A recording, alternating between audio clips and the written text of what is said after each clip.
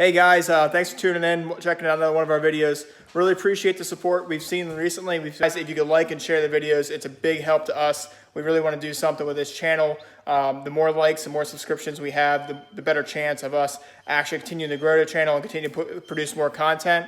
And but basically, my dad gave me a shout and said, hey, working on some stuff today and over the rest of this week to try to get ready for the 570S. Obviously, it's a very fast car. Went to the dyno, got the dyno tuning done. You guys can check that video out. It was our first upload.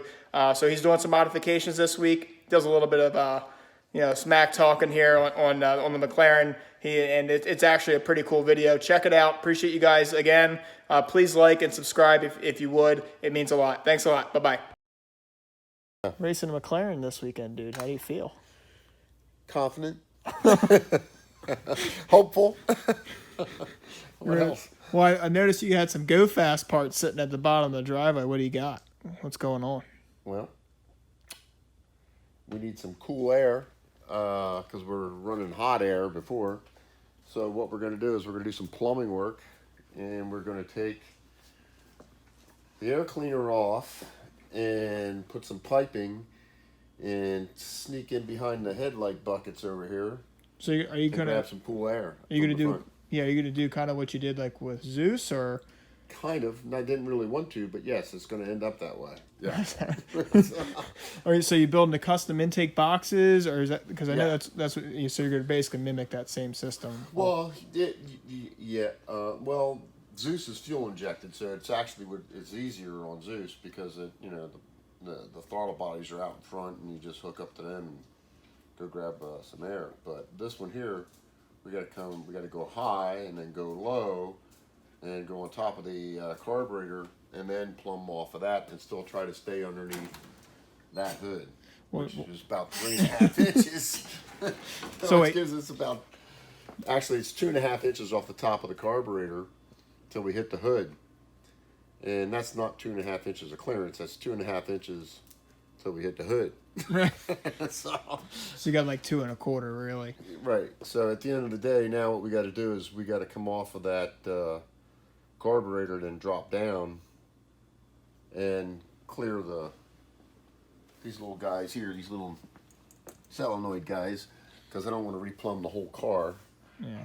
And that's your nitrous right there, buddy. Yeah. Mm-hmm. That's your and they're kind of in the way of the airbox. Well, they're not going anywhere. We need those, so. Right. So, and, generally speaking, before you go do any kind of a race thing, whatever, you try not to touch too much. You know what I mean? Because this car's been running well for a long time. Right. So, and this is your driver. This isn't your race car. Just so everyone knows, this isn't the fastest car in the garage. This is your driver. This is actually it's kind of like a show driver, kind of like you can show it. It's all painted the same color underneath as it is on top. You know, it's got all the bling going on. Yeah, so at the end of the day, we're going to try to make it do something that it's really not built to do, which is go to a drag strip without a cage, and try to convince the racetrack that the bottles of nitrous and the big motor isn't going to go under 10 seconds. We put our safety equipment in. I put a washer on our seatbelt. So I talked to Mike, and he said that he's pretty sure we'll be allowed to run. At least once. Well, at least once. Should be enough to hopefully enough to beat that McLaren and then get out of there. Well, yeah, I'm talking shit. John knows I'm just kidding, but it should be a good race. It should be a really good race. Yeah, I mean, at the end of the day, I'm hoping to get a ride in the McLaren. Well, I told Mike. I said he's thinking about coming over here and checking out some of the cars, maybe even putting us up on his channel. I said, hey, I was like, come on over. We'll take you for a ride in Zeus. He was excited about that. So. Oh, cool. Yeah. So I'm excited to go for riding that 720? 720. Oh, yeah, that looks bad. So. It is. It's a bad machine. Right. So basically. Yeah. So there's lots of ways to go fast, and this one really isn't set up to do what we're trying to do with it. I mean, the gearing's not right. The tranny could use a little updating as it's been in here for a couple motors, and it's still kind of like hanging on to its last breath. But we might be able to squeeze a little juice out of it, and then we're going to probably have to pull it out this winter and send it out to get redone. Right. So That's kind of the issue we're running into right now is we got a whole bunch of projects going on at once. yeah. So that's because you keep breaking shit. I broke one thing. Well, one thing after another. I broke it good though. I broke the hell out of that. Yeah, when you break them so that there's no repair. So, Just replacement only. that's it. Right. So anyway, yeah. So speaking of that car, it should be ready to go for a cruise because you're gonna have to drive for about 500 miles. Well, I could probably drive it up there to the event and just park it, and we'll be. Yeah. That'd be good to break into the rear. And I'm glad that. Yes. Mm-hmm. What? So no, just saying. I was going to let you drive this, but I'm going to bring it home in one piece. The successful day will be drive it there, drive it back. Oh, come on. So anyway, but we got some work to do. We're waiting on some pieces. We talked to K&N. Magically, they have a whole array of mathematics that will tell you what kind of air you need to flow Based on your power. based on your power, your size of your cubic inches, and your carburetor size and all that. Which I tried to get that information from everyone else, and they just didn't. They were like, "Well, what do you mean? How much does it flow?" You actually talked to. I'm not going to mention the actual retailer, but you asked the retailer, and they said they're not going to be able to tell you. Right. And then you called them anyway, and they said, "Yeah." There's a lot of mixed information running around out there. That's for sure. So you got to do some digging till you get some real answers. And I was on the phone for about 3.5 hours till we figured out actually what combination would actually flow enough air. Oh, nice. Yeah. But they helped you figure it out. Yeah. So shout out to K&N for actually having some good technical support. That's actually good to know. Yeah, I'm sure a lot of people. They really had some real good technical support. I think it was Joe out there was the one guy you want to talk to. He's pretty amazing. Awesome. So that's good to know. Yeah. So basically, you found out on the dyno that you were starving. You were starving for air up top. Right. Yeah. Essentially, once we took the air cleaner off. Where is your air cleaner at, by the way? It's in Plan B2. We're taking the top of the air cleaner and taking it and seeing it off and putting a screen in the event that we can't get the rest of this done. So this is a rule of three. This is a rule of three. You gotta have three basic ideas, and hopefully one of them will come together before it's actually time to go. And really running without any air cleaner sounds like, oh, we'll just run it without an air cleaner. No, but it actually doesn't perform well. Really?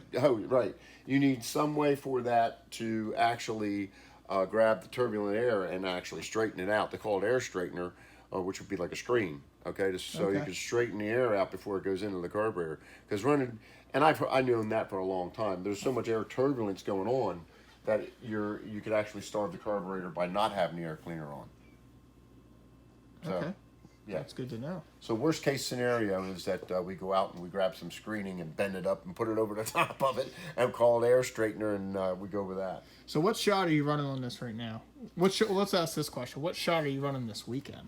Well, this really isn't the issue too much, but we're running. I got it backed out. I actually backed it out to 175 shot. So we could run up to 300 shot.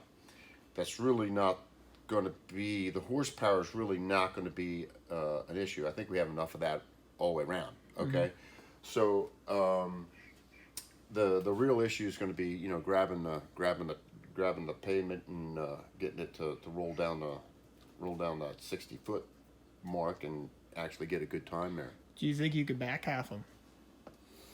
Well, grabbing him and chasing him down with that gearing in that car. I mean, it's just he's in that power band all the time, and and once he gets going, he stays going.